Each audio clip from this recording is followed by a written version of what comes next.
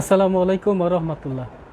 যে যেখান থেকে আজকে আমার এই লাইভ প্রোগ্রামটি দেখছেন তাদের সকলকে আমাদের টিকেলসি এডুকেশনের পক্ষ থেকে অনেক অনেক শুভেচ্ছা অভিনন্দন জানাচ্ছি। আমি মূলত ঈদ ঈদ পরবর্তী শুভেচ্ছা জানার জন্য আসছি আপনাদের মাঝে, এবং ইপিএস সংক্রান্ত সকল তথ্য যতটুকু আপডেট আমার কাছে আছে ততটুকু আমি জানাবো। এবং আমার কথার আমার যে টপিক্সটা আজকে যে টপিক নিয়ে আলোচনা করার পরে লাস্টে আপনাদের প্রশ্ন উত্তর পর্ব থাকবে। প্রশ্ন উত্তর পর্বে আপনাদের যা যা প্রশ্ন আছে প্রশ্ন আর আমি উত্তর দেব। তার আগে আমাকে কেউ কমেন্ট করে জানাবেন আমার লাইভ স্ট্রিমটা শোনা যাচ্ছে কিনা। আমি আজকে বেশ কিছু ডিভাইস নিয়ে আছি, আজকে লাইভের কোনো প্রবলেম হবে না। একটাতে রেকর্ডিং হচ্ছে, দুইটা ক্যামেরা দুই দিকে আছে, প্লাস এখানে একটা মোবাইল আছে, প্লাস আমার এখানেও কম্পিউটারের সেট আপ আছে। সেহেতু আজকে লাইভটি আমি মনে করছি যে গত লাইভের মতো হবে না। তো আমার শোনা যাচ্ছে কিনা একটু জানাবেন। আর যে যেখান থেকে দেখছেন একটু কমেন্টস করবেন কে কোথা থেকে দেখছেন, এবং আপনি আমার লাইভ স্ট্রিমটা শেয়ার করেন নতুন যারা আছে বা যারা এখনও পরীক্ষা হয়নি সিবিটি পরীক্ষা, যে চলমান লকডাউনের জন্য যেটা বন্ধ হয়েছে সে পরীক্ষা সংক্রান্ত বিষয় নিয়ে কিছু আলোচনা করব যতটুকু আমি জানি, এবং পরীক্ষা কখন হবে সব বিষয়গুলো নিয়ে আলোচনা করব। সকলকে লাইভটি শেয়ার করার জন্য আমি আহ্বান করছি। এবং কে কোথা থেকে দেখছেন লাইভটি দেখছেন কোথা থেকে, এবং দেখা যাচ্ছে কিনা ভালো বা সাউন্ড ক্লিয়ার আছে কিনা একটু জানাবেন, এবং লাইভটি বেশি বেশি শেয়ার করার জন্য আহ্বান করছি। জি স্যার, খুব ভালোভাবে শোনা যাচ্ছে। Thank you Adnan Alif share করার জন্য। তো মূলত আজকে আমি অনেক দিন পরে আসছি আপনাদের মাঝে, বেশ 1.5-2 মাস পর। যে মূলত আপনারা জানেন যে আমি মূলত অন্তত মাসে একবার লাইভ স্ট্রিম করে থাকি। আমি গত বৃহস্পতিবারের দিন লাইভ করার কথা ছিল আমার, অর্থাৎ ঈদের আগের দিন। সঙ্গত কারণে আমার ব্যক্তিগত কারণে আমি আসতে পারিনি, এই জন্য আমি আন্তরিকভাবে দুঃখ প্রকাশ করছি। আমি যদি সুস্থ থাকি ইনশাল্লাহ আমি আপনাদের মাঝে আছি, যেমনটি আমি বিগত বছরে বিগত টাইমগুলোতে ছিলাম সেভাবে আপনাদের মাঝে আমি আছি। অর্থাৎ আপনার পরীক্ষা যে এর আগে বন্ধ হয়েছিল তখনও কিন্তু লকডাউনের মাঝে যতটুকু তথ্য আমি জানি বা যতটুকু তথ্য আমি দিতে পেরেছি বা আমি যতটুকু জানি ততটুকু দেওয়ার চেষ্টা করেছি। এবং আমি জানি যে আপনারা যারা পরীক্ষার্থী আছো তোমরা অনেক মুখিয়ে আছো তোমরা যে পরীক্ষাটা দেওয়ার জন্য, যেহেতু প্রায় 1.5 বছর হয়ে যাচ্ছে পরীক্ষা এখনও কমপ্লিট হয় না। তো আমি যে বিষয় নিয়ে আলোচনা করব, জেনারেল সিবিটি পরীক্ষা আবার কখন শুরু হতে যাচ্ছে। দেখুন, আমি স্পষ্টভাবে আমি বলতে চাই, এবং তোমরা যারা আছো পরীক্ষার্থী এখন যাদের পরীক্ষা দিতে বাকি আছে বা যাদের লকডাউনে পরীক্ষা ইতিমধ্যে হয় নাই, তাদের পরীক্ষাগুলো কখন হবে এই সব বিষয়গুলো নিয়ে আলোচনা করব বিস্তারিতভাবে। লাইভে শেষ অবধি দেখতে থাকুন এবং বেশি বেশি শেয়ার করার জন্য আমি সকলকে আহ্বান করব। আমি মূলত বলতে চাই চলমান সিবিটি যেটা চালু হয়েছিল সেটা আমাদের লকডাউন হওয়ার কারণে বন্ধ হয়ে গেছে, আমরা সকলে জানি। যেটা আমাদের গণপরিবহন বন্ধ হওয়ার কারণে মূলত এটি বন্ধ হয়েছে। এখন দেখুন, এটা সব প্রক্রিয়া আপনাদের পরীক্ষাটা নেওয়ার জন্য উভয় পক্ষ অর্থাৎ এইচআরডি কোরিয়া বলেন বা আমাদের বাংলাদেশ বুয়েসেল বলেন, সকলে কিন্তু তৈরি হয়ে আছে এক কথায়, যেহেতু চলমান পরীক্ষাটা ছিল। তো আমার কথা বিষয়টা হচ্ছে বলতে চাচ্ছি যে পরীক্ষাটা নেওয়ার কোনো স্কোপ ছিল না, অর্থাৎ লকডাউনের জন্য বাংলাদেশে গাড়ি ঘোড়া বন্ধ ছিল। যেহেতু আমরা জানি যে পরীক্ষার আগের দিন আমাদের করোনা টেস্ট করার একটা বিষয় ছিল, এই কারণে দূর দূরান্ত থেকে আসার বিষয় আছে, প্লাস পরীক্ষাটা দিতে আসার বিষয় আছে। এই পরিপ্রেক্ষিতে বন্ধ হয়েছে, অর্থাৎ সাময়িকভাবে বন্ধ হয়েছে। আমি স্পষ্টভাবে আমি যখনই পোস্টে লিখি এখানে বিভ্রান্ত ছড়ার কোনো কারণ নেই। এখানে আমার সামনে এক কথা বলবে ছাত্ররা, বা আমার এগনেস্টে আবার অন্য শিক্ষকের সাথে এক কথা বলবে, বা ওই শিক্ষকের কথা আমার সামনে বলবে, এটা কিন্তু মূলত ঠিক না। আমরা যখন যে বিষয়গুলো জানি সেটাই আমরা মূলত বলে থাকি, যেন কিছুটা হলেও ছাত্ররা স্বস্তি পায়। এখন আমাদের বুঝতে হবে যে পরীক্ষাটা আমরা ধারণা করতে পারছি যে কখন পরীক্ষাগুলো হয়, কিন্তু আমরা এটা নিয়ে ব্যস্ত থাকি। কেননা আমি বলছি আবারও যে আমাদের বাংলাদেশের প্রেক্ষাপটে লকডাউনের পরিপ্রেক্ষিতেই বা বাংলাদেশের করোনা পরিস্থিতির উপর নির্ভর করছে পরীক্ষাটা। সব কিছু রেডি। আমি আবারও বলছি যে এইচআরডি কোরিয়া পরীক্ষা নেওয়ার জন্য প্রস্তুত, বাংলাদেশ সরকার থেকে বইয়েছিল প্রস্তুত। তো পরীক্ষাটা বন্ধ হওয়ার কারণ হচ্ছে একমাত্র লকডাউন, করোনা পরিস্থিতি। হ্যাঁ, আমাদের বিষয় বাস্তবতা আমাদের মানতে হবে। অনেক বিষয় আছে যে আমরা ফ্লাইটগুলো হচ্ছে না কেন, বা যারা ইস্যু যেতে পারছে না কিনা, সব বিষয়গুলো না আমি আলোচনা করব ইনশাল্লাহ। এবং সকলের প্রশ্ন, যার যার প্রশ্ন কমেন্টস করে রাখুন, আমি কমেন্ট বক্সে গিয়ে আমি সকলের প্রশ্নের উত্তর দেওয়ার চেষ্টা করব। আমি যেটা বলতে চাই যে পরীক্ষাটা তখনও শুরু হবে আমাদের বাংলাদেশের থেকে যখন লকডাউন উঠে যাবে। এটা স্পষ্টভাবে, এটা একজন শিশুও বলতে পারবে। হ্যাঁ, যা আমরা যারা এটার সাথে জড়িত আছি, এখন আমরা শিক্ষকেরা যারা আছি, ভালো কথা বললেও হয়তো এখন বিষয়ের মতো লাগবে, বা এই ইপিএসের সাথে যারা জড়িত আছে, বড় ভাইরা, সিনিয়র ভাইরা যারা আছে, তারা যদি ভালো কথা বলে, তাদের যারা পরীক্ষার্থী আছে বা যেতে পারছে না, তাদেরকে কথাগুলো কিন্তু অনেক নেগেটিভলি নিচ্ছে এখন আমি ফেসবুকের মাধ্যমে দেখতে পাচ্ছি। এবং এই কারণেই শুধু কিন্তু আমরা ফেসবুকে আগের মতো সরব থাকছি না, তারপর আমি কিছুটা থাকলেও অন্যান্য শিক্ষকরা থাকছে না। এই বিষয়গুলো নিয়ে আমি আলোচনা করব।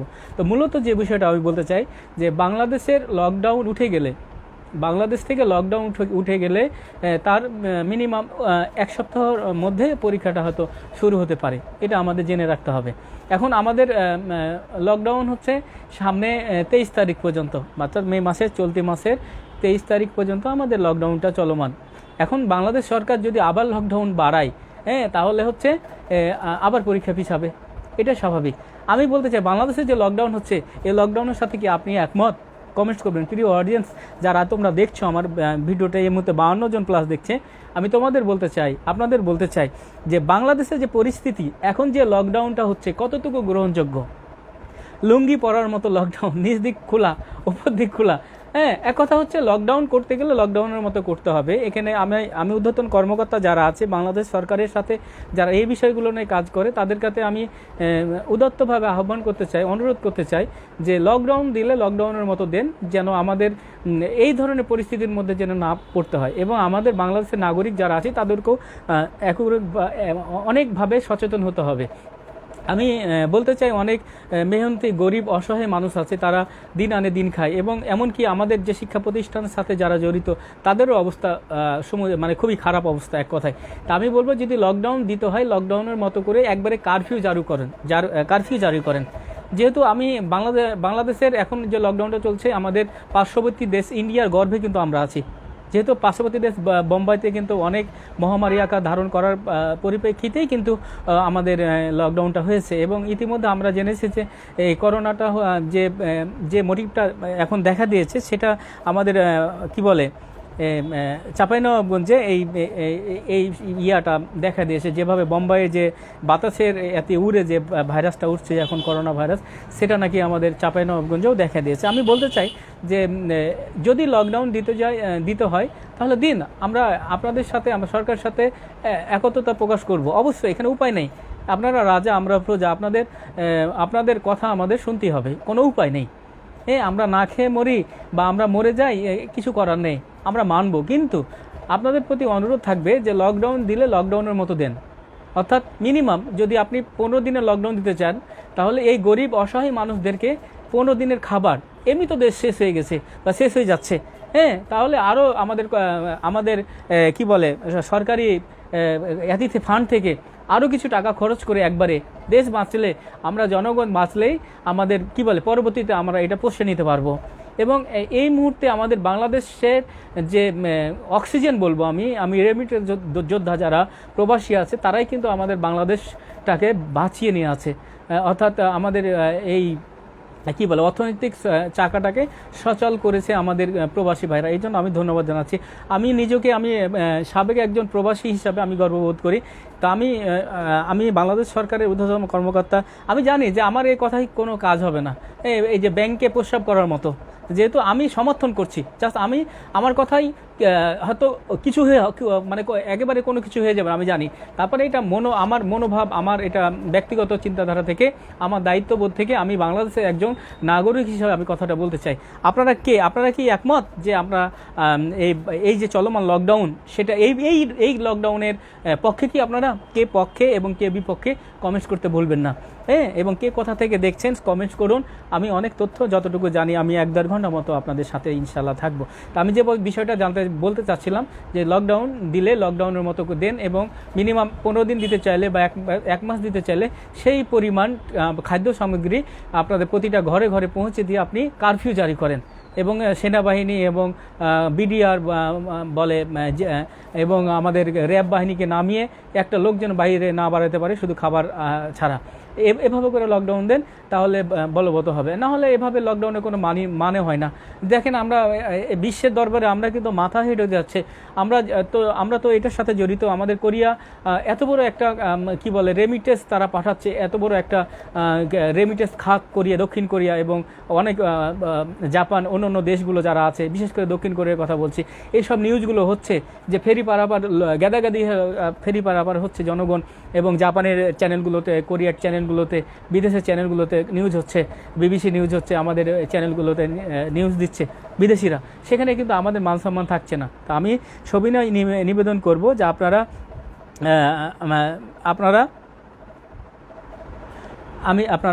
যারা এর সাথে জড়িত আছেন বা দায়িত্ব আছেন, আমি সকলকে বলবো প্লিজ দয়া করে লকডাউন দিলে লকডাউনের মতো করে দেন। তো এটা আমার ছিল বাংলাদেশ সরকার, মহামান্য সরকারের প্রতি আমার, প্রধানমন্ত্রীর প্রতি আমার আহ্বান, অনুরোধ।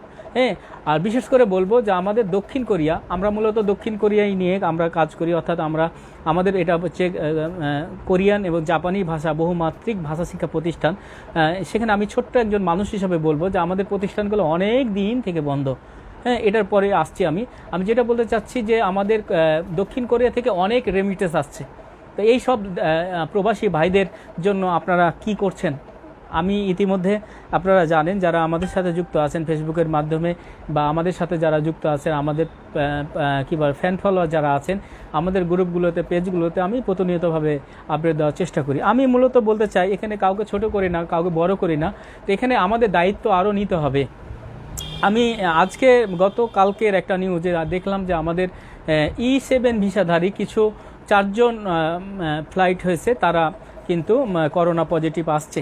এবং তার আগে আমাদের বুয়েসেল থেকে, অর্থাৎ আমাদের কি বলে আমাদের বুয়েসেল থেকে কোয়ারেন্টাইনের মাধ্যমে ফ্যামিলি ভিসায় মোটামুটিভাবে বেশ কিছু লোক গেছে তারা দক্ষিণ কোরিয়াতে এবং প্রবেশ করেছে ইতিমধ্যে। তাদের করোনা পজিটিভের, কোভিড-19-এর কোনো পজিটিভ ধরা পড়ছে এরকম নিউজ আমি পাই না। তবে গতকালকে যে নিউজ পেয়েছি আমরা, সেটা হচ্ছে E7 ভিসায় কিছু লোক কোয়ারেন্টাইন ছাড়া প্রবেশ করেছে কোরিয়াতে, 4 জন, তাদের করোনা পজিটিভ আসছে। আমি এখানে আর একটু দায়িত্ব নিতে বলছি বুয়েসেল এবং আমাদের বাংলাদেশ সরকারের কর্তৃপক্ষকে। এখানে বুঝতে হবে এখানে ছাত্ররা কেন, E9 ভিসাধারী কেন, ছাত্ররা কেন, ইপিএস কর্মী যারা আছে তারা কেন, অনেক শিক্ষা প্রতিষ্ঠান যারা অতভাবে অনেক দিন থেকে এই ভাষা শিক্ষা প্রতিষ্ঠানের সাথে জড়িত, তারাও জানে না যে E9 ভিসায় যারা যাচ্ছে দক্ষিণ কোরিয়া তাদেরকে বুয়েসেলের মাধ্যমে কোয়ারেন্টাইনে থাকতে হবে। এটা অনেকেই জানে না, এবং মূলত আমাদের মতো শিক্ষক যারা আছে অনেকেও জানে না। এটা কিন্তু বুয়েসেলের কিন্তু আরেকটু দায়িত্বশীল হওয়ার উচিত ছিল আমি মনে করি। এবং এখানে দেখুন যারা ফ্লাইট হচ্ছে, যেসব এয়ারলাইন্সে গুটি কয়, কিন্তু এখানে কিন্তু আমারই অনেক না, 15-20টা ফ্লাইট মানে এয়ারলাইন্সে যাচ্ছে না, মাত্র কয়েকটা ফ্লাইট। তাদেরকে নোটিশ জারি করা হোক। আমি মহামান্য বুয়েসেল বা সরকারের যারা মন্ত্রণালয়ে দায়িত্ব আছেন তাদেরকে আমি অনুরোধ করব যে এখানে নোটিশ আকারে তাদেরকে নোটিশ দেওয়া হোক, অর্থাৎ এয়ারলাইন্সগুলোকে, যে বুয়েসেলের কোয়ারেন্টাইন বাধ্যতামূলক, সে যেইভাবেই যাক না করো, অর্থাৎ স্টুডেন্ট ভিসা, জব ভিসা, কি বলে ফ্যামিলি ভিসা বলেন, এবং ইপিএস তো আছে, ইপিএসের ভিসা তো ফ্লাইট তো অনেক দিন থেকে বন্ধ আছে, এখানে তো এটা প্রশ্নই আসে না। এখন এটা তো দায়িত্ব নিচ্ছে, যেহেতু আমাদের রাষ্ট্রদূতের সাথে, আমাদের বুয়েসেলের সাথে কথা হয়েছে যে প্রতিটা নাগরিক, বাংলাদেশের নাগরিক কোরিয়াতে প্রবেশ করতে গেলে অবশ্যই কোয়ারেন্টাইনে থাকতে হবে। তো এখানে দায়িত্বটা আমি এটাই বলতে চাচ্ছি যে বুয়েসেল এরা আর একটু দায়িত্ব নিয়ে, আমাদের মন্ত্রণালয় থেকে আর একটু দায়িত্ব নিয়ে আমাদের কি শতভাগ কোয়ারেন্টাইন নিশ্চিত করার জন্য আপনারা কি বলেন এয়ারলাইন্স বরাবর চিঠি দেন যে কেউ যদি কোয়ারেন্টাইন ছাড়া প্রবেশ করে কোরিয়াতে, বা কোনো এয়ারলাইন্স যদি কোয়ারেন্টাইন ছাড়া, শতভাগ নিশ্চিত হওয়া ছাড়া যদি ফ্লাইট করে, তাদের দায়িত্ব নিতে হবে এবং আইনানুগ ব্যবস্থা তাদের বিপক্ষে নেওয়া হবে। এরকম একটা জোরালোভাবে আপনারা একটা ব্যবস্থা নেন প্লিজ। আমি অনুরোধ করছি, এই সেক্টরটা অনেক আমাদের বাংলাদেশের জন্য অর্থনৈতিক অবস্থা অনেক কিছু বয়ে নিয়ে আসছে, আমাদের দক্ষিণ কোরিয়া বিশেষ করে। তো আমি অনুরোধ করব যে প্লিজ কোয়ারেন্টাইন শতভাগ নিশ্চিত করতে গেলে শুধু বুয়েসেল পারবে না, তো বুয়েসেলের সাথে মন্ত্রণালয়কে যুক্ত হয়ে এম্বাসি এবং যাদের এম্বাসি, হ্যাঁ আমি জানি যে এম্বাসি এবং বুয়েসেল অনেকটা কাজ করছে, কিন্তু এখানে হচ্ছে যে E7 ভিসারা কিন্তু E7 ভিসা যারা যাচ্ছে তারা তো আপনাদের সাথে জড়িত না। হ্যাঁ, তারা কিন্তু অলরেডি ওখান থেকে ভিসা নিয়ে আসছে, ওখান থেকে টিকিট কেটে আসছে, তারা কিন্তু অটোমেটিকে চলে যাচ্ছে এয়ারলাইন্সের টিকিট কেটে। তাই আমি বলবো যে এয়ারলাইন্সগুলোকে জানানো দরকার, এটা আমি বুয়েসেল বা আমাদের মন্ত্রণালয় যারা আছে তাদেরকে আরেকটু দায়িত্ব নিয়ে আমাদের এয়ারলাইন্সগুলোকে জানানো, যেহেতু কয়েকটা 3-4টা এয়ারলাইন্সকে আপনারা ইনফর্ম করেন, বা যে এয়ারলাইন্সগুলোর মাধ্যমে দক্ষিণ কোরিয়াতে প্রবেশ করে তাদেরকে ইনফর্ম করে, এই সেক্টরটাকে বাঁচান প্লিজ। দেখেন 1000-1200 মতো ভিসা ইস্যু হয়ে আছে, কেউ যেতে পারছে না, অনেকের কিন্তু শিশুভাই বাতিল হয়ে যাচ্ছে। আমি একটা ঘটনা বলি, কিছুদিন আগে যখন পরীক্ষাটা শুরু হবে, নতুনভাবে আবার ডিক্লার দিল যে 18 সালে 6 মাস মেয়াদ বাড়ানো হলো এবং 18 সালের যারা রোস্টারের ভুক্ত আছে তারা আবার পরীক্ষা দিতে পারবে। তখন আমাকে অনেক ছেলে ফোন দিয়েছিল আমাকে যে স্যার আমার তো ভিসা ইস্যু হয়ে আছে এবং আমার কি বলে শিশিভাই পর্যন্ত ইস্যু হয়ে আছে, স্যার আমরা কি করব, আমরা কি আবার পরীক্ষা দিব? আমি সকলকে বলেছিলাম যে এটা আমার ব্যক্তিগত অভিমত, পরীক্ষাটা দিয়ে রাখো, কাজে লাগবে। আমাকে ওরাই প্রশ্ন করেছে, স্যার আমি পরীক্ষা দিয়ে কী করবো, আমার তো শিশুভাই ইস্যু হয়ে আছে। আমি আল্লাহ না করুক যে শিশুভাই ক্যান্সেল হয় বা তোমার 6 মাস মেয়াদের মধ্যে যদি ইস্যু না হয় তখন কি করবে? পরীক্ষা দিয়ে রাখো, পাস করলে তুমি আরও 2 বছরের মেয়াদ পাবে। অনেকে শুনেছে, অনেকে শুনে নাই। ইমিডিয়েটলি গত পরশুদিন আমাকে 2টা ছেলে ফোন দিয়েছে যে স্যার আমার শিশুভাই ক্যান্সেল হয়েছে, এখন উনি কি করবে? শিশুভাই ক্যান্সেল হয়েছে, তার মানে ওনার মালিক রাজি না, ওনার শিশুভাই ক্যান্সেল করছে, তার মানে আর উনি হয়তো আর সামনের ইস্যুতে উনি অন্তর্ভুক্ত হতে পারবে না। ওনার রোস্টারের মেয়াদ শেষ, তাহলে তো ওনার লাইফ শেষ। আমি ওনাদেরকে বলেছিলাম এবং ওই 2জন ছেলেও কিন্তু আমাকে ফোন দিয়েছিল, আমার এই কান্না জড়িত কণ্ঠে বলছে স্যার আমি ভুল করেছি, আপনার কথা শুনি নাই। দেখুন, আমরা এই সেক্টরে যারা আছি মোটামুটি তো আমরা কিছু জানি বুঝি, আমরা চেষ্টা করি যে একটা ছাত্র যদি কোরিয়াতে যেতে পারে, সে যে প্রতিষ্ঠানের হোক না কেন, আমাদেরকে ভালো লাগবে। কেন ওই প্রতিষ্ঠান থেকে গেলে উনি ওনার গ্রামের আত্মীয় স্বজন জিজ্ঞাসা করবে কোথা থেকে কোরিয়ান ভাষা শিখছেন, তখন ওই প্রতিষ্ঠানের সুনাম করবে। এটাই তোমাদের কাছে, তোমরা যারা কোরিয়া চলে যাচ্ছে তোমাদের কাছে আমাদের চাওয়া পাওয়া কিছু নেই, চলে যেতে পারবে, তোমাদের ফ্যামিলি বাঁচবে, আমাদের দেশের অর্থনৈতিক অবস্থা বৃদ্ধি হবে এবং আমাদের প্রতিষ্ঠানগুলোর সুনাম হবে।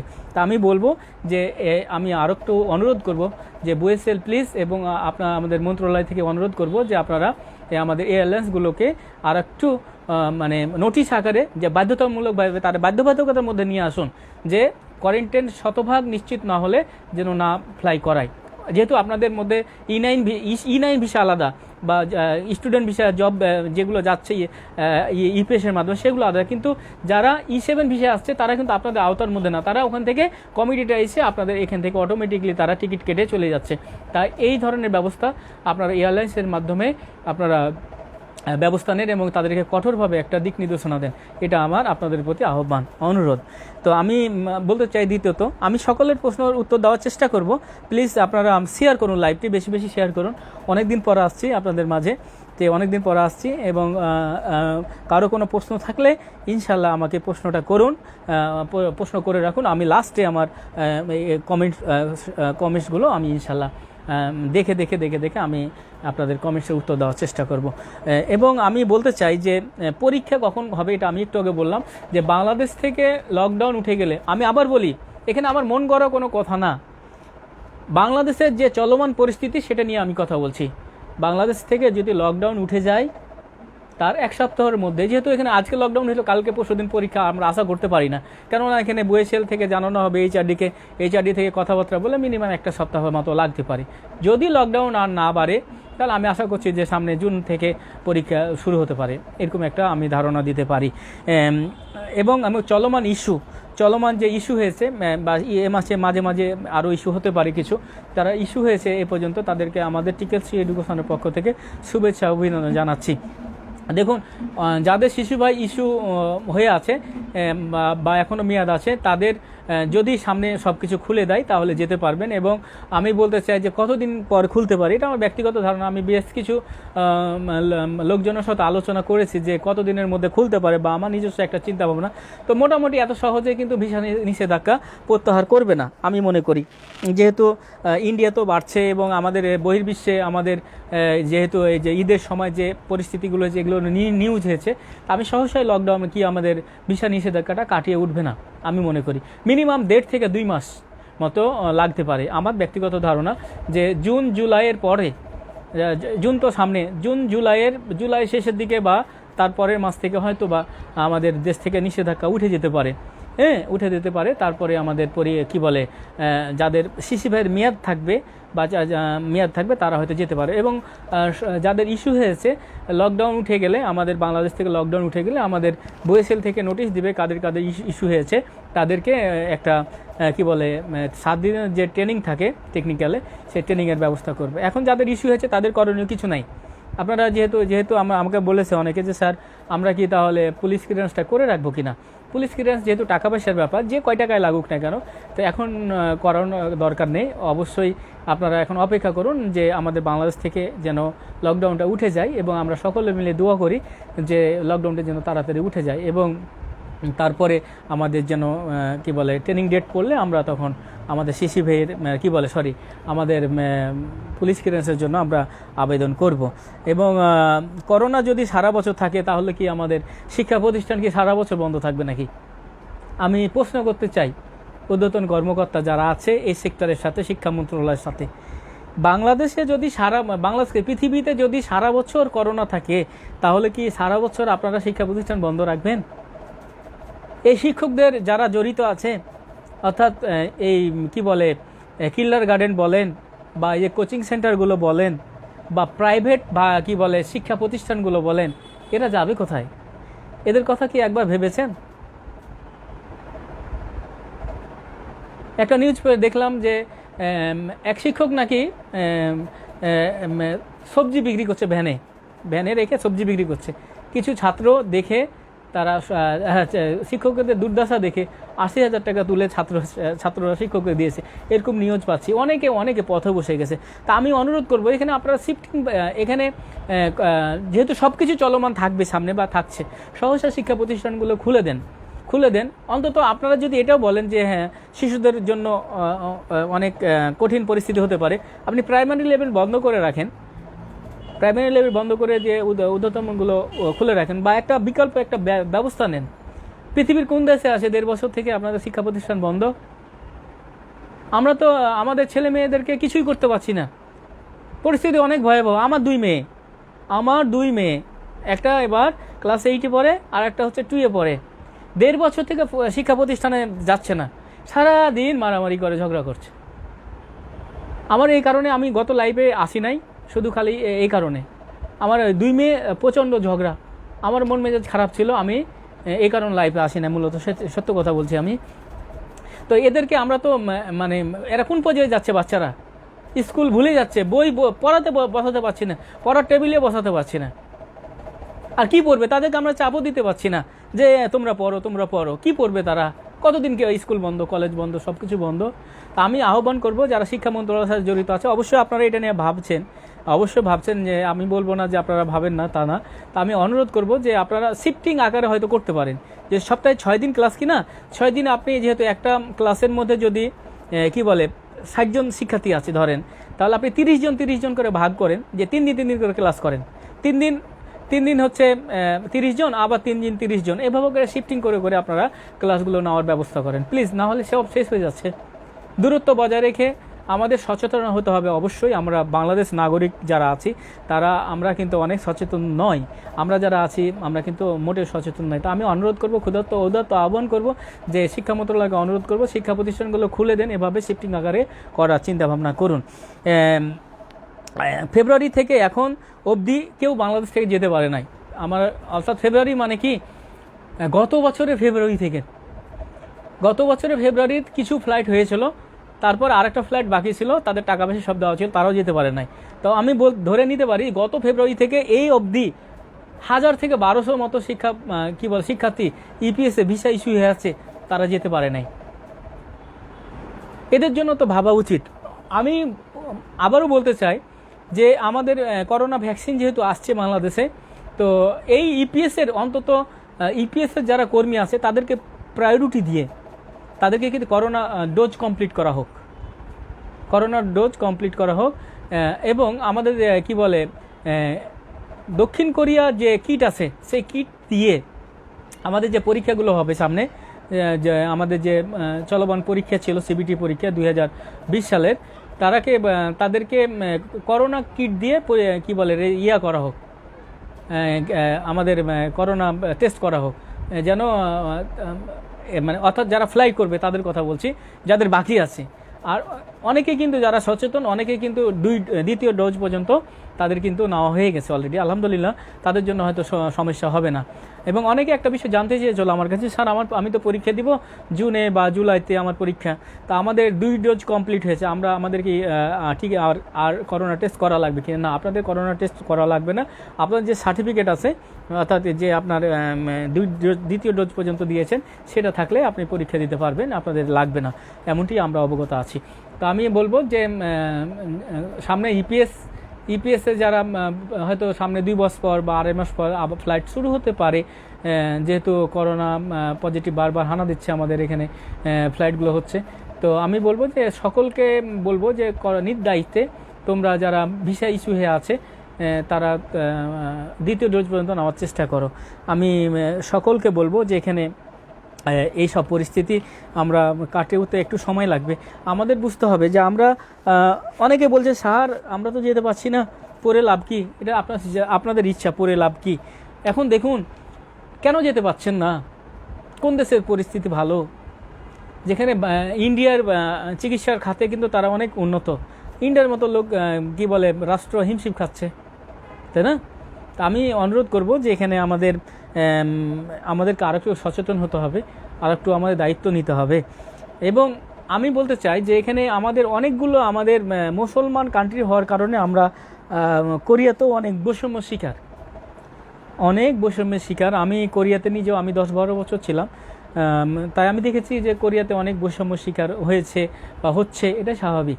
যেহেতু নেপালের বা আমাদের শুধু কিন্তু আমাদের বাংলাদেশের কিন্তু করোনা পজিটিভ ধরা পড়ছে তাই না, অন্য দেশ থেকে কিন্তু ধরা পড়ছে, কিন্তু আমাদের বৈষম্যের শিকার আমরা, এটা আমাদের মানতে হবে। কেননা আমরা মূলত মুসলমান।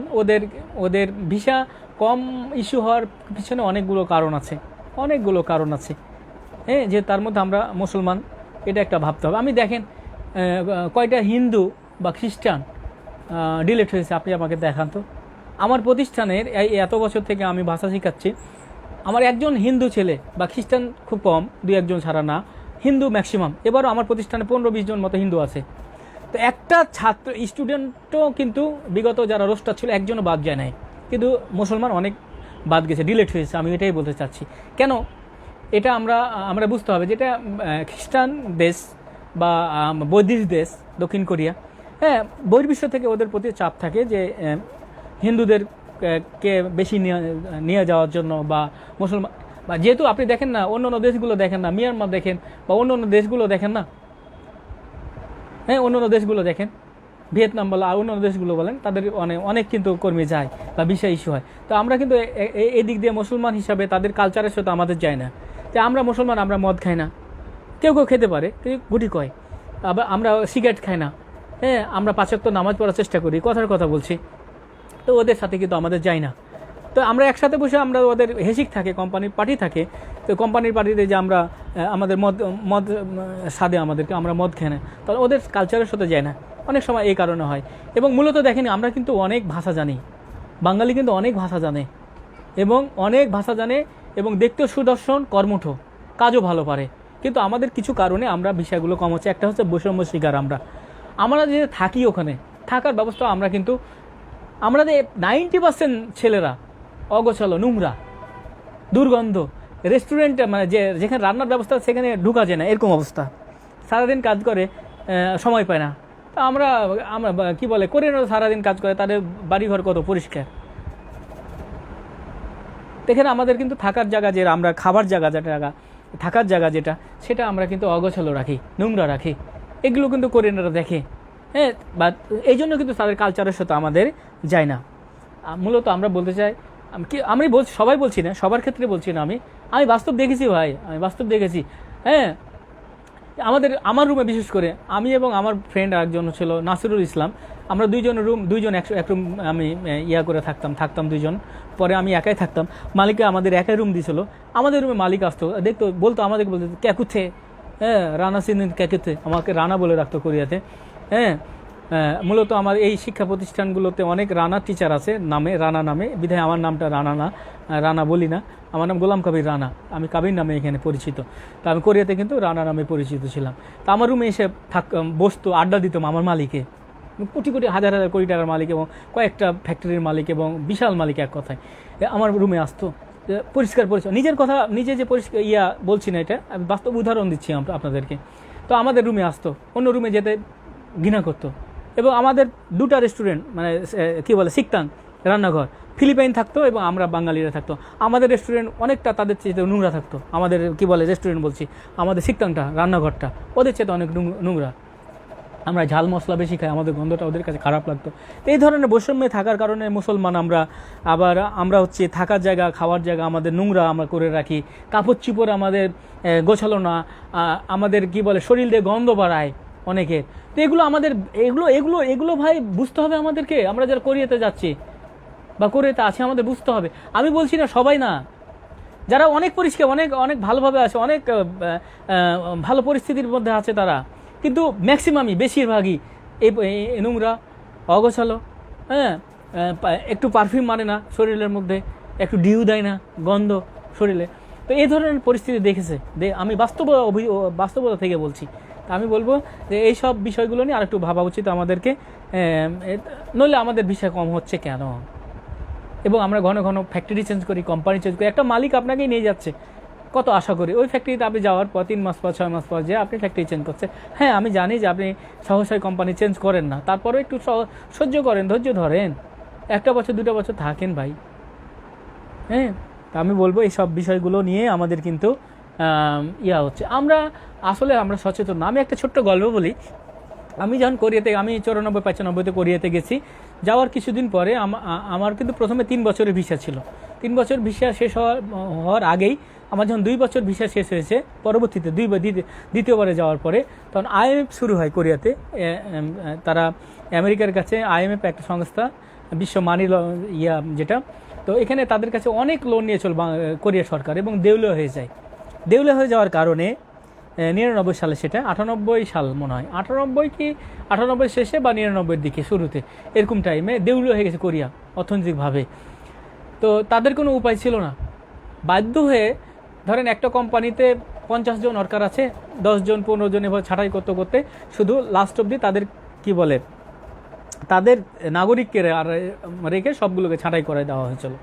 তো তাদের মধ্যে কিন্তু ধরে অনেক বাঙালি পড়েছে, হ্যাঁ, বা অনেক বিদেশি পড়েছে, অনেক হাহাকার ছিল তখন কোরিয়াতে।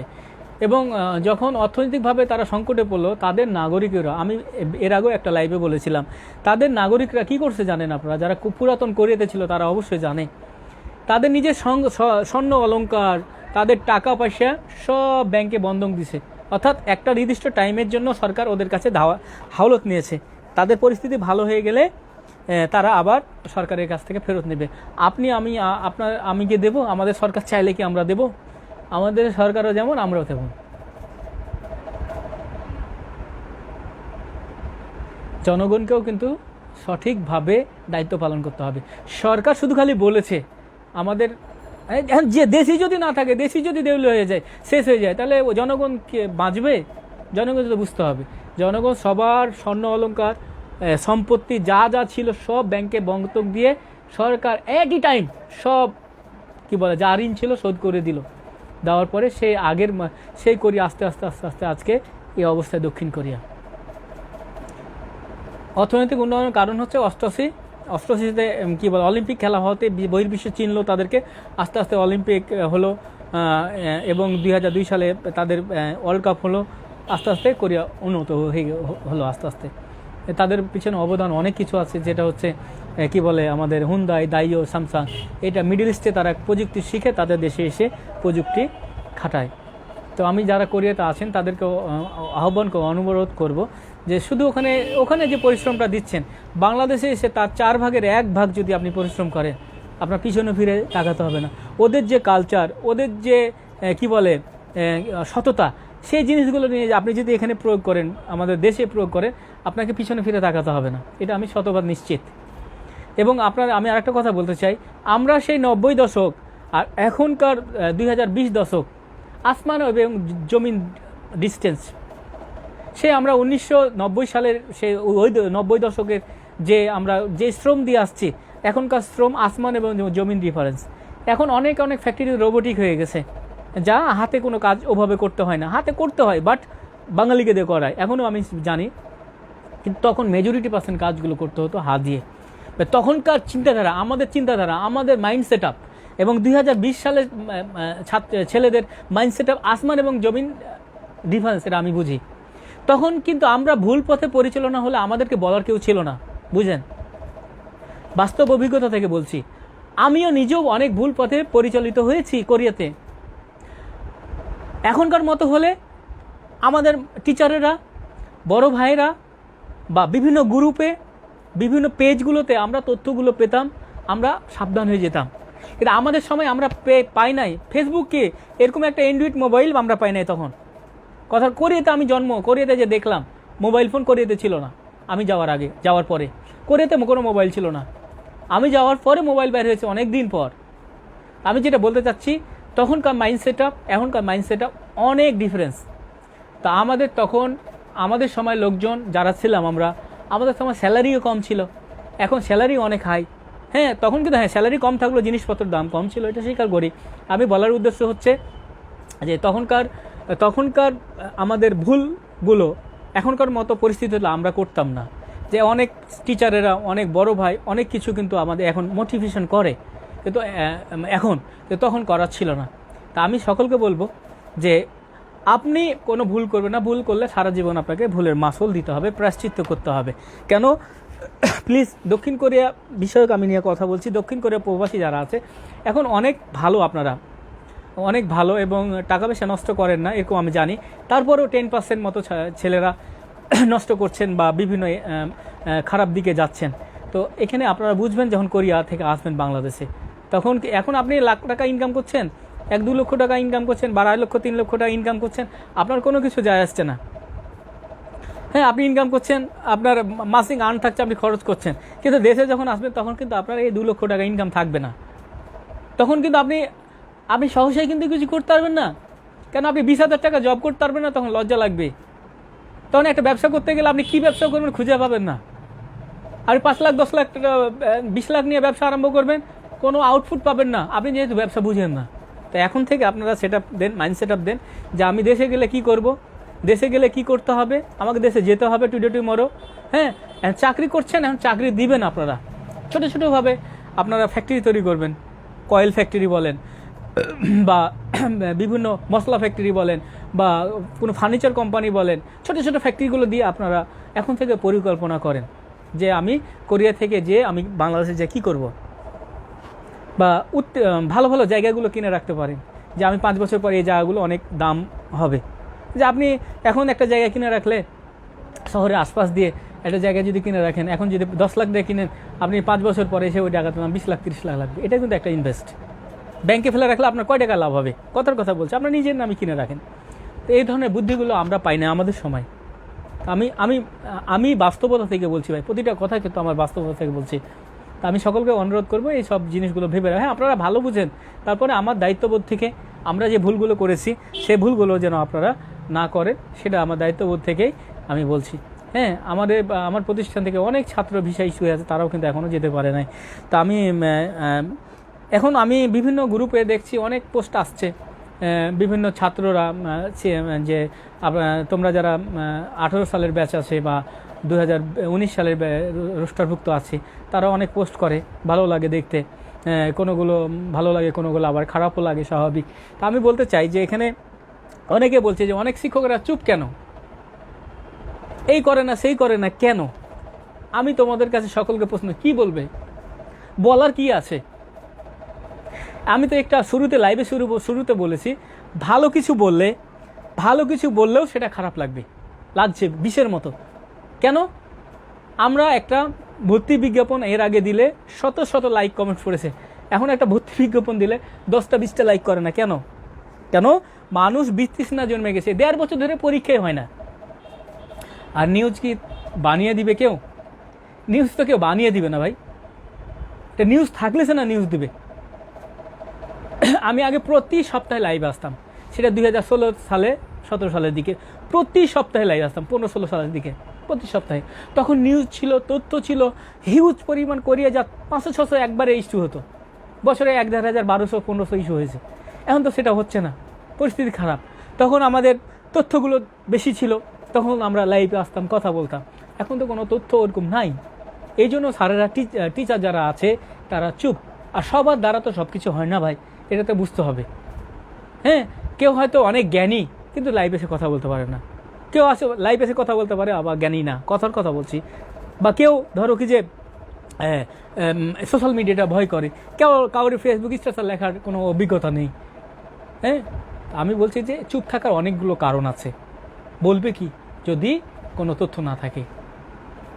তারপর তো আমরা আছি, আমরা যারা ফেসবুকের মধ্যে যে টিচাররা মোটামুটিভাবে সরব থাকি বা তথ্যগুলো দিয়ে থাকি, আমরা তো আছি, তথ্য দিচ্ছি। তারপরেও যারা সিনিয়র ছাত্র আছে মোটামুটিভাবে 18 সালের বা 19 সালে, তারা তো কিছু তথ্য দিচ্ছে, এমন না যে এখানে কেউ সরে যাচ্ছে।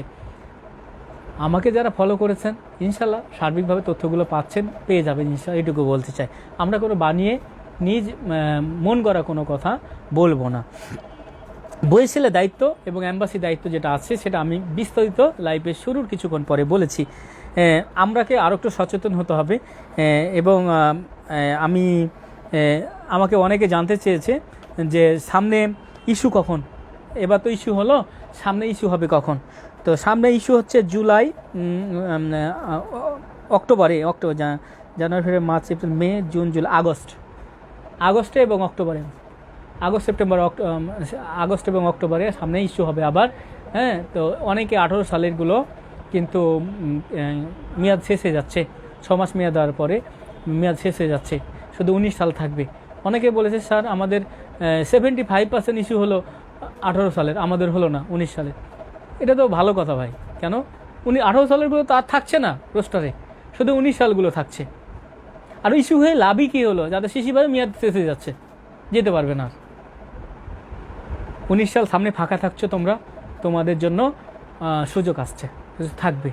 এবং হয়তো 2 মাস পর ভিসা স্ট্যাম্পিং যদি শুরু হয়, তোমরা সকলে যেতে পারবে ইনশাল্লাহ, আশা করি।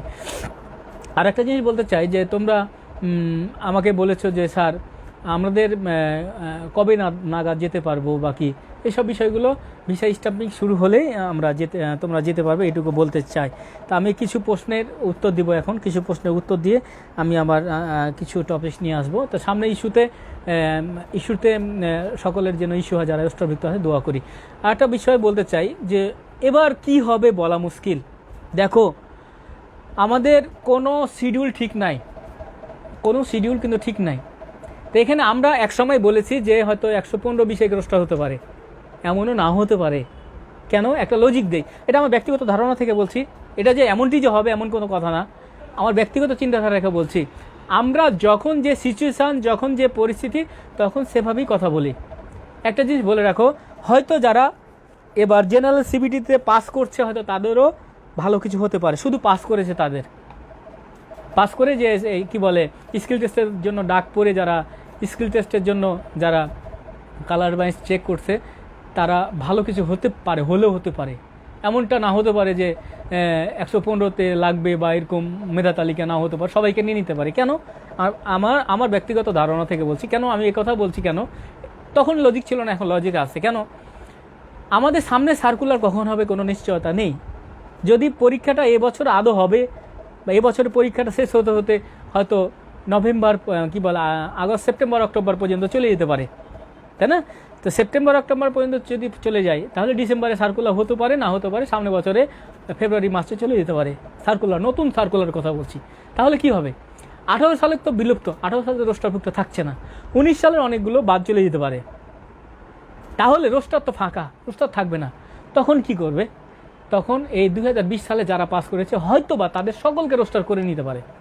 এমনটা হলেও হতে পারে, দুই রকমভাবে হতে পারে। হয় মেধা তালিকা হলে 110, 15, 20-এ রোস্টার হতে পারে, নইলে যদি মনে করে যে রোস্টারে খামতি আছে, যেহেতু সার্কুলার একটা হচ্ছে না বা একটা সার্কুলার অলরেডি মিস করেছে, নতুন সার্কুলার আসতে দেরি আছে, আমাদের রোস্টারে পর্যাপ্ত লোকের দরকার, তাহলে হয়তো সবাইকে নিতে পারে, এমন হলে হতে পারে। এটা আমার ব্যক্তিগত ধারণা থেকে বলছি। অসংখ্য ধন্যবাদ যারা লাইভটি দেখছে। আমি যাদের প্রশ্ন করেছে তাদেরকে আমি প্রশ্নের উত্তর দেবো। যার যার প্রশ্ন আছেন প্রশ্ন করতে পারেন, আমি প্রথম দিক থেকে আমি যাব ইনশাল্লাহ। এবং লাইভটি অনেক দেখছে, 111 জন। এই লাইভটি আমি ডাউনলোড করে আমার ইউটিউব চ্যানেল আছে টিকেলস এডুকেশন, সেখানেও কিন্তু আমি আপডেট দিয়ে দিব ওখানে আমাদের টিকেলস এডুকেশন আমাদের ইউটিউব চ্যানেলে। এবং আমি পারতপক্ষে চেষ্টা করব যে মাসে একবার অন্তত আসার, সিচুয়েশান অনুযায়ী আমি আসবো ইনশাআল্লাহ। এবং আমাদের মনটা খারাপ সার্বিক দিক দিয়ে। আমাদের মুসলিম দেশ, আমাদের ফিলিস্তিনে অতর্কিতভাবে হামলা হচ্ছে এবং অনেক মুসলমান মারা যাচ্ছে। আমরা দোয়া করি তাদেরকে আল্লাহ হেফাজত করুক। আমি বলতে চাই এখানে ধর্ম বর্ণ নির্বিশেষে আমরা সবার ঊর্ধ্বে আমরা হচ্ছি মানুষ। যে নির্বিচারে গুলি করে বম্বিং করে মানুষ মারছে বা মিসাইল পর্যন্ত হামলা হচ্ছে। এবং আজকে একটা নিউজে দেখলাম যে আজান হচ্ছে মসজিদে, আজানরত অবস্থায় হাইয়া আলা সালাহ বলেছে, এই টাইমে বম্বে করে মসজিদটা গুড়িয়ে দিয়েছে মিসাইল মেরে। তা আসুন সকলে, আমাদের এখন করণীয় কি? আমাদের হচ্ছে মন থেকে সমর্থন জানা। আমরা তো সরাসরি যুদ্ধ করতে পারবো না, আর গিয়ে সরাসরি যুদ্ধ করার মতো এখন স্কোপ নেই, ওই দিন শেষ। এখন মিসাইলের যুগ, রকেটের যুগ, ঘরে বসে বসে বম্পিং করছে, ডাইরেক্ট জ্যাম ধ্বংস হয়ে যাচ্ছে। এই যুগে পড়ে গেছি আমরা। হাতে ডাইরেক্ট বন্দুক নিয়ে যুদ্ধ করার দিন শেষ। আসুন আমরা সকলে দোয়া করি সেই দেশের জন্য, আমাদের সেই ফিলিস্তিনের জন্য, যেহেতু আল আকসা মসজিদ অনেক গুরুত্বপূর্ণ। আমাদের 3টা ধর্মপ্রাণ মুসলমান যারা খ্রিস্টান, ইহুদি এবং আমাদের মুসলমান তীর্থ স্থান বলা চলে ওখানটা, ওটাকে আমাদের আল আকসা মসজিদকে। তো একটা সমঝোতার মাধ্যমে একটা ব্যবস্থা করে ওখানে যেন করা হয়, বা সকল মুসলিম দেশগুলো যদি একত্রিত হয় তাহলে হয়তো কিছু হবে। আমরা মুসলমান যারা আছি, আমরা বা মানুষ যারা, আমরা সকলে দোয়া করি। আসুন, আমি তীব্র নিন্দা এবং প্রতিবাদ জানাচ্ছি আমাদের টিকেলস এডুকেশনের পক্ষ থেকে। ইসরায়েলের প্রতি আহ্বান করছি, বম্পিং বন্ধ করুন, মিসাইল হামলা বন্ধ করুন, এবং তাদের সাথে যারা যুক্ত আছে তাদেরকে আল্লাহ সহিবুজ দান করুক।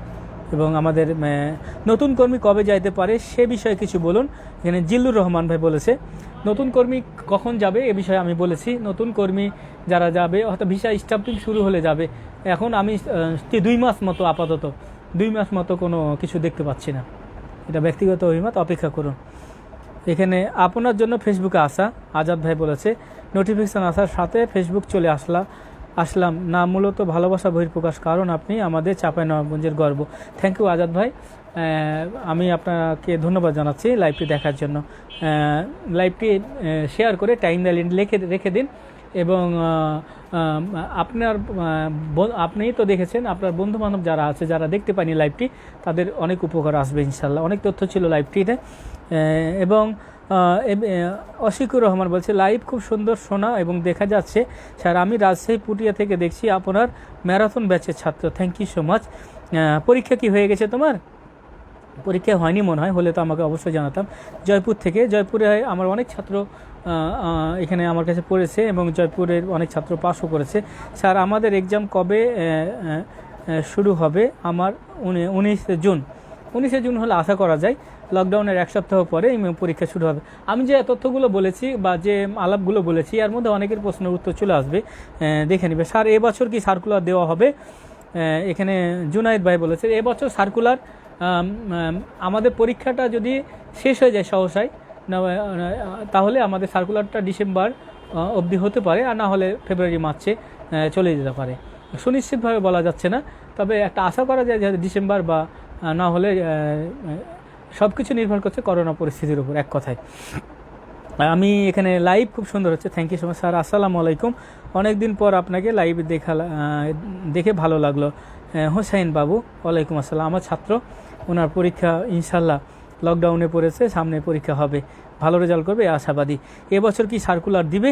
এবছর সার্কুলার হয়তো ডিসেম্বরে, না হলে সামনে বছরের জানুয়ারি ফেব্রুয়ারি হয়তো হতে পারে, সুনিশ্চিতভাবে কিছু বলা যায় না, করোনা পরিস্থিতির উপর নির্ভর করে। স্যার, আজ আমার এক্সাম ছিল, নেক্সট টাইম এবার এক্সাম কবে হতে পারে প্লিজ জানান। আপনার যাদের রাসেল মিয়া, তুমি ভালো করে পড়ো তো, আরেকটা সুযোগ পেয়েছো কিন্তু তুমি। যাদের পরীক্ষা ছিল লকডাউনে পড়েছে, তাদের হয় নাই, তাদের আগস্ট সেপ্টেম্বরে পরীক্ষা হবে, প্রিপারেশান ভালো করে নিন। এবং যাদের পরীক্ষা লকডাউনের মধ্যে পড়েছে, তাদের জন্য আমাদের টিকেলসি এডুকেশান স্পেশাল ব্যাচে আরম্ভ করেছে। লকডাউন যদি 23 তারিখের পরে না হয়, তাহলে সরাসরি এসে ভর্তি হয়ে ক্লাস করতে পারবে, দূরত্ব বজায় রেখে এবং দিক নির্দেশনা অনুযায়ী। পরীক্ষার্থীর জন্য আমি ছাত্রছাত্রী ভর্তি নিচ্ছি। আমার যোগাযোগ করুন, আমার নাম্বারে যোগাযোগ করলে আমি ভর্তি নেব এবং সীমিত কোর্স ফি হিসাবে আমি ভর্তি নিয়ে ক্লাসগুলো করতে পারবো। এবং যারা ইতিমধ্যে ভর্তি হয়েছিলে, তোমরা লকডাউনের জন্য বন্ধ ছিল আমার প্রতিষ্ঠান, তাদেরকে অনুরোধ করবো, আহ্বান করব, তোমরা যাদের কোর্স কমপ্লিট হয়নি তারা আবার এসে ক্লাস করতে পারবে। ধন্যবাদ জানাচ্ছি। রাসেল, তোমার জন্য সুবর্ণ সুযোগ। এখন পরীক্ষা আজকে হলে তোমার পরীক্ষা, কিন্তু যেহেতু তুমি পরে আসছো, প্রিপারেশন ছিল না, তো পড়ার মতো পড়ো, তাহলে হয়তো পাস করতে পারো, তোমার জন্য একটা সুযোগ। অশিকুর রহমান, লাইভ খুব সুন্দর হচ্ছে, শোনা যাচ্ছে, পুটিয়া থেকে দেখছি, ম্যারাথন ব্যাচের ক্লাস। থ্যাংক ইউ, ভালো করে পড়ুন। স্পেশাল সিবিটি সার্কুলার কবে হবে? Thank you so much. আমার স্পেশাল সিবিটির একটা ব্যাচ চলছিল, করোনার জন্য বন্ধ করছি, সেখানে 7জন কি 8জন মতো ভর্তি হয়ে আছে। স্পেশাল ব্যাচেরও কেউ যদি ভর্তি হতে চান, যোগাযোগ করে ভর্তি হবেন। আমাদের এবছর যেহেতু করোনা প্যান্ডামিকের কারণে একবারই সার্কুলার হবে, সেটা নভেম্বরের দিকে হতে পারে, এরকম একটা নিউজ পেয়েছি। তো স্পেশাল সিবিটি ভাইরা যারা আছো, প্রস্তুতি নেন। পরীক্ষা যখনই হোক পরীক্ষা হবে, সিবিটি জেনারেল হোক বা স্পেশাল হোক, পড়ালেখা চালিয়ে যাও, নাহলে ভুলে যাবে। স্যার 18ই মে, যেখানে ইয়াসিন ফকির, স্যার 18 মে পরীক্ষা ছিল, দয়া করে বিষয়টা আলোচনা করবেন।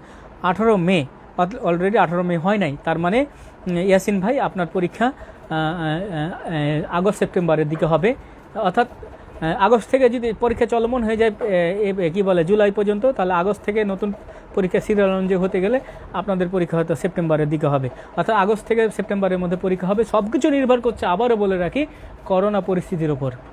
ধন্যবাদ।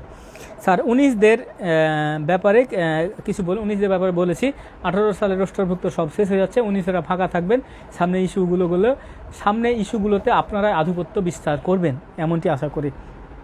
20 তারিখে যদি লকডাউন উঠিয়ে নেই 23 তারিখে, তাহলে কত তারিখ থেকে পরীক্ষা হতে পারে? আমার ব্যক্তিগত ধারণা, যদি 23 তারিখে লকডাউন উঠে যায়, তাহলে 1 তারিখ থেকে, হয়তো জুনের 1 তারিখ থেকে পরীক্ষা শুরু হতে পারে। হ্যাঁ, ধন্যবাদ। জুনের 1 তারিখ থেকে, আলহামদুলিল্লাহ। এখানে শামীম হুসাইন বলেছে, আসসালামু আলাইকুম স্যার, কেমন আছেন আপনি? আলহামদুলিল্লাহ ভালো আছি শামীম, আপনাকে অনেক মিস করি, আমিও তোমাকে মিস করি, আপনার জন্য দোয়া রইল, শুভকামনা রইল, তুমি আমার অনেক কাছের একজন স্টুডেন্ট ছিলে। ধন্যবাদ।